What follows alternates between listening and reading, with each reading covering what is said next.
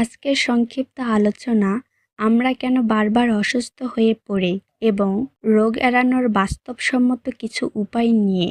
সাধারণত রোগ হলে আমরা ডাক্তারের কাছে বা ফার্মেসিতে গিয়ে ঔষধ কিনে খাই, কিন্তু কখনো কি ভেবে দেখেছেন আমাদের শরীরে রোগটা আসলে আসে কোথা থেকে?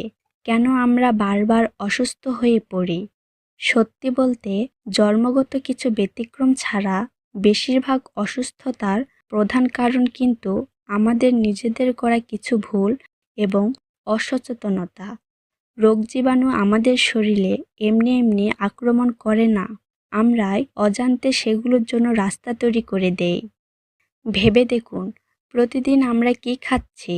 শরীরের জন্য দরকারি তাজা ফলমূল শাকসবজি কয়জন আমরা নিয়ম করে খাই? তার বদলে আমাদের নজর থাকে রাস্তার ধারে খোলা খাবারের দিকে। এই অস্বাস্থ্যকর খাবারগুলো খাওয়ার ফলে আমাদের শরীরের রোগ প্রতিরোধ ক্ষমতা বা ইমিউনিটি কমতে থাকে। ফলে খুব সহজেই যে কোনো জীবাণু আমাদের অ্যাটাক করে ফেলে। আরেকটা বড় সমস্যা হলো খাবারের পরিমাপ বা হিসাব না রাখা। যখন যেটা ভালো লাগছে আমরা পরিমাণের চেয়ে বেশি খেয়ে ফেলছি। এর ফলে শরীরে মেদ জমা হচ্ছে, ওজন বাড়ছে, আর এই অতিরিক্ত ওজন থেকে শুরু হয় অলসতা, প্রেশার, ডায়াবেটিস বা ফ্যাটি লিভারের মতো নানা জটিল রোগ। সহজ কথায় বলতে গেলে আমাদের দৈনন্দিন খাবারের তালিকায় স্বাস্থ্যকর খাবারের তুলনায় অস্বাস্থ্য খাবারগুলো বেশি থাকে, এবং আমরা কখন কি খাচ্ছি সেগুলো কি আমাদের শরীরের জন্য ভালো না ক্ষতিকর সেগুলো লক্ষ্য রাখি না। সব সময় ঔষধের উপর নির্ভর থাকি। মূলত এসব কারণে আমরা বারবার অসুস্থ হয়ে পড়ি। তাহলে এখন এই অবস্থা থেকে বাঁচার উপায় কি? উপায় কিন্তু খুব কঠিন কিছু নয়, খুব সহজ কয়েকটি অভ্যাস বজায় রাখা। ১.